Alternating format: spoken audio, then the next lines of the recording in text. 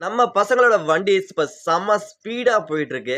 New Zealand பசங்களும் இருந்துகிட்டு, இந்த வண்டி எப்படியாவது நிறுத்தணும் அப்படின்னு சொல்லிட்டு வண்டிகிட்ட போய் ஏதாவது நோண்டி கீண்டி, வண்டியோட கீர தான் அதிகப்படுத்தி, நம்மளோட ஸ்பீட இன்னமும் அதிகப்படுத்துறாங்களே தவிர, நம்மளோட ஸ்பீட கண்ட்ரோல் பண்ணவே முடியல.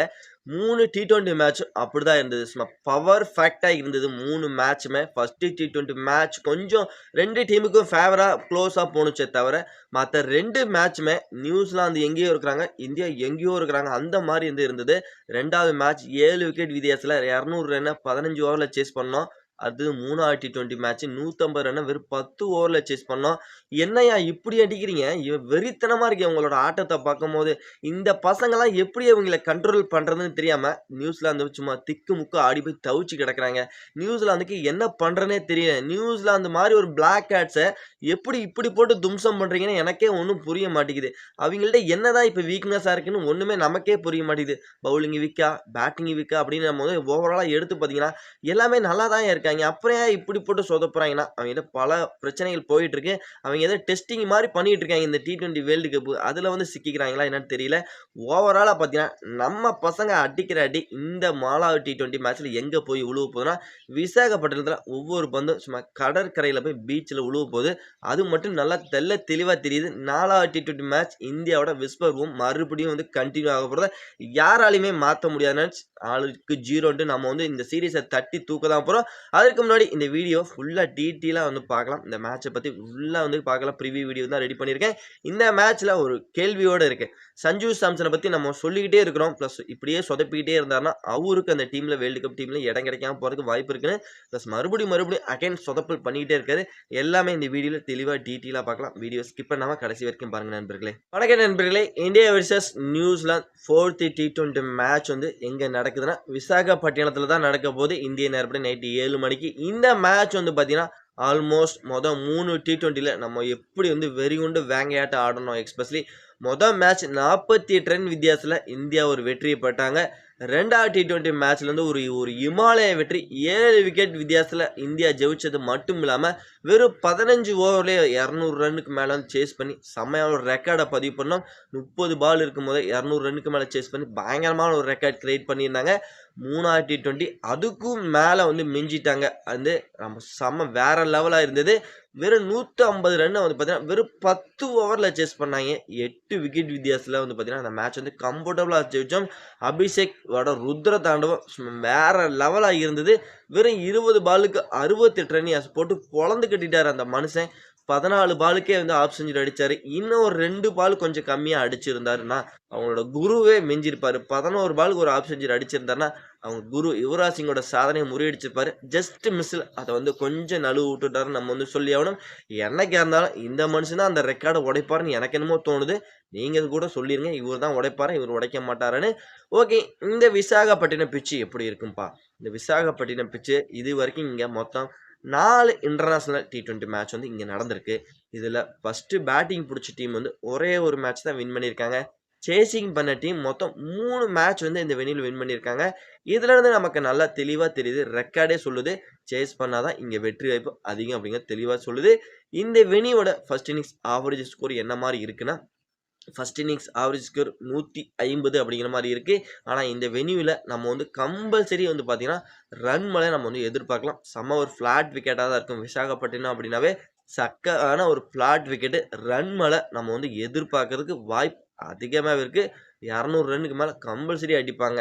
ஓகே, இங்க டாஸ் வின் பண்ண என்ன பண்ணலாம்? டாஸ் வின் பண்ணா கண்ண மூடிட்டு நாங்க சேஸ் பண்றேன் அப்படின்னு முடிவு எடுக்கிறது இங்க ரொம்ப ரொம்ப லாபமா இருக்கும். இங்க ஃபாஸ்ட் பவுலருக்கு கொஞ்சம் அட்வான்டேஜ் இருக்கு. எஸ்பெஷலி ஸ்டார்டிங்ல கொஞ்சம் அட்வான்டேஜ் இருக்கு. போக போக ஸ்பின்னருக்கு கொஞ்சம் அட்வான்டேஜ்ங்கிறது கொடுக்கும். ஓவராலா பார்த்தீங்கன்னா, இந்த வென்யூவை பொறுத்தவரைக்கும் செம்மையான ஒரு பேட்டிங் விக்கெட் அப்படிங்கிறனால, இங்க ரன் மழை நம்ம எதிர்பார்க்க போறோம் அப்படிங்கிறனால இந்தியா டாஸ சப்போஸ் தோக்குறாங்கன்னு வச்சுங்க, இந்தியா ஃபர்ஸ்ட் பேட்டிங் பிடிக்கிறாங்க. என்ன பண்ணணும்? நம்ம இன்னும் சொல்லவே தேவையில்ல. நம்ம இருக்க ஃபார்முக்கு நம்ம ஆளுங்க அடிக்கிற அடியை பார்த்தா சும்மா நியூசிலாந்து பவுலரை தும்சம் பண்ண போறாங்க இந்த T20 தெளிவா தெரிஞ்சு போச்சு. ஏன்னா நம்ம அந்த அளவுக்கு ஃபார்ம்ல இருக்காங்க. வெறி கொண்ட வேங்கையாட்டம் போட்டு நியூசிலாந்தை போட்டு பொளந்து கட்டிட்டு இருக்காங்க. அதனால இந்த மேட்ச் டாஸ் வின் பண்ணா கம்பல்சரி ஃபர்ஸ்ட் பேட்டிங் பிடிச்சாங்கன்னா 250 ரன் அடிப்பாங்கன்னு நினைக்கிறேன். சும்மா வேற லெவலா இருக்க போது நியூசிலாந்து டீமை பொறுத்த வரைக்கும் அவங்கள்ட்ட இந்த அதிரடி காமிக்கிற மாரி பேட்டிங் யூனிட்டி இல்லங்க. நம்மகிட்ட இருக்க மாரி இந்த அபிஷேக் சர்மா, ரு நம்ம ரிங்கு சிங், சூரியகுமார் யாதவ், இஷான் கிஷன் இந்த மாரி ஹார்திக் பாண்டியா இந்த மாரி வர்றவங்க எல்லாம் 200, 300 ஸ்ட்ரைக் ரேட்ல விளையாடுற ஒரு அதிரடி ஹிட்டர்ஸ், பேட்டர்ஸா இருக்கிறாங்க நம்ம டீம பொறுத்தவரைக்கும். ஆனா நியூசிலாந்த பொறுத்தவரைக்கும் பார்த்தீங்கன்னா, அந்த மாரி வந்ததுலேருந்தே ஒரு தட்டால் புட்டாலா அதிரடி சிக்ஸ பவுண்டரின்னு அடிச்சு நொறுக்குற அளவுக்கு வந்து பார்த்தீங்கன்னா, யாருமே பவர் ஹிட்டரே தெரிய மாட்டேங்கிறாங்க. அவங்கள்ட்ட அந்த பிலிப்ஸ்ங்கிற ஒரு ஆள் மட்டும் தான் தெரியுது. இந்த ஆள் மட்டும் தான் அடிக்கிறான். மத்தபடி யாரும் பார்த்தீங்கன்னா, வந்து பொறுமையா செட்டில் ஆகுறாங்க. முதல்ல வந்து T20 ஃபார்மேட்டா, இது ODI ஃபார்மேட்டான்னு தெரியாத அளவுக்கு அவங்க வந்து முதல்ல ஒரு 4 பால், 5 பால், 10 பால் செட்டில் ஆயிட்டு, அதுக்கப்புறம் அவங்களோட கேம கொஞ்சம் கொஞ்சமா நவுத்துறாங்களே தவிர, T20 ஃபார்மேட்டுக்கு தகுந்த மாரி சூட்டபுளா வந்து வந்ததுலேருந்தே காட்டடி அடிப்பேன் அப்படின்ட்டு அடிக்கவே மாட்டேங்கிறாங்க. அதுதான் அவங்கள்ட்ட ஒரு பிரச்சனையாவே இருக்கு நியூசிலாந்து கிட்ட. அந்த பிரச்சனைய மாத்துனாங்கன்னா, பிளஸ் அவங்க வந்து வேற லெவலா தெரிவாங்க. அவங்க ODI ஃபார்மேட்டுக்கு செம்மையான பிளேயர் நியூசிலாந்த பொறுத்தவரைக்கும். அந்த மாரி பிளேயரையே வச்சிருந்து நீங்க T20 அப்ரோச் பண்ணீங்கன்னா, உங்களால ஒண்ணும் பண்ண முடியாது. இந்த மாரி பிளேயர்லாம் வந்து 2, 3 விக்கெட் போயிடுச்சுன்னா, அந்த சிச்சுவேஷன எப்படி ஹேண்டில் பண்ணணும் அப்படின்னு தெரிஞ்சு விளையாடுற பிளேயரா நீங்க உள்ள வச்சிருக்கீங்க. அவங்கள வச்சுக்கிட்டு ஒண்ணும் பண்ண முடியாது T20ல. ஏன்னா இந்தியன் கண்டீஷன்ல சும்மா ரன் மழை எல்லாமே பொழிஞ்சு தள்ளும். ரன்னுங்கிறது 200க்கு மேல அசால்ட்டா அடிச்சு தும்சம் பண்ணுவாய்ங்க. அதனால அந்த மாரி ஒரு அதிரடி ஹிட்டர், பேட்டர் பிளஸ் அதிரடி ஹிட்டர், ஆல்ரவுண்டரா வச்சிருந்தா மட்டும் தான் வந்து உங்களால இங்க சர்வே பண்ணவே முடியும் ஃபிரெண்ட்ஸ்.